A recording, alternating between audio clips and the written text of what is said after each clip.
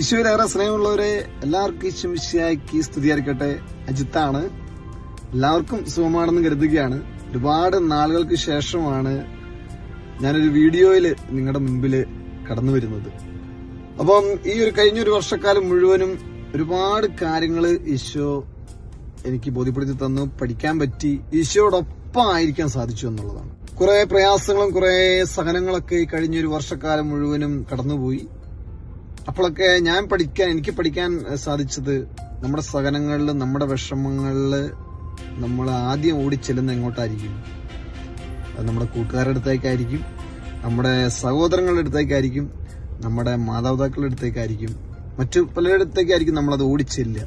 ആ പ്രശ്നത്തിന് പരിപൂർണമായ റിസൾട്ട് കിട്ടണമെങ്കിൽ, അല്ലെങ്കിൽ ആ പ്രശ്നം പരിപൂർണമായി മാറണമെങ്കിൽ നമ്മൾ ഓടിച്ചെല്ലേണ്ടത് എങ്ങോട്ടാന്ന് വെച്ചാൽ ഏകരക്ഷനായ യേശുവിന്റെ അടുത്തേക്കാണ്. ഈശോയുടെ അടുത്തേക്കാണ് നമ്മൾ ഓടിച്ചെല്ലേണ്ടത്. ഇങ്ങനെ ഒരു കാര്യം എനിക്ക് ഒരു 1 year ആയിട്ട്, ഒരു വർഷമായിട്ട് എനിക്ക് പഠിക്കാൻ സാധിച്ചു എന്നുള്ളതാണ്. ഒത്തിരി സ്നേഹം നിറഞ്ഞ നന്ദി പറയുകയാണ്. ഈ കഴിഞ്ഞൊരു വർഷക്കാലം മുഴുവനും ഒരുപാട് ആളുകൾ എനിക്ക് വേണ്ടി പ്രാർത്ഥിച്ചു. അത് എനിക്ക് കൂടുതൽ വളരാൻ സാധിച്ചു. ഈശോയോടൊപ്പം എനിക്ക് കൂടുതൽ വളരാൻ സാധിച്ചു. ഇനിയുള്ള അങ്ങോട്ട് ഞാനൊരു ചെറിയൊരു എപ്പിസോഡായിട്ട്, ഷോർട്ട് വീഡിയോ ആയിട്ട് ചെയ്യാനായിട്ട് ആഗ്രഹിക്കുകയാണ്.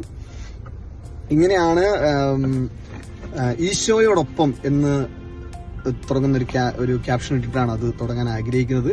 ചെറിയ വചനം അതിനകത്ത് ഞാൻ പങ്കുവെക്കും.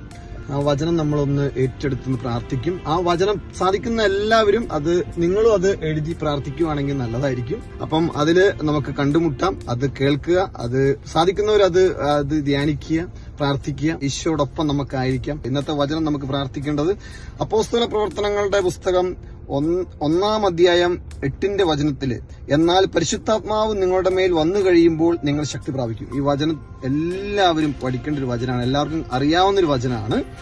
പരിശുദ്ധാത്മാവ് നമ്മുടെ മേൽ വരുമ്പോൾ നമ്മൾ ശക്തി പ്രാപിക്കും. പരിശുദ്ധാത്മാവ് നിറയണമെങ്കിൽ നമ്മൾ ദൈവവചനം വായിക്കുക, വിശുദ്ധ കുർബാനയിൽ പങ്കെടുക്കുക, നമ്മൾ സ്തുതിച്ച് ആരാധിക്കുക. അപ്പം പരിശുദ്ധാത്മാവ് നമ്മുടെ മേൽ ശക്തിയായിട്ട് നിറയും എന്നുള്ളതാണ്.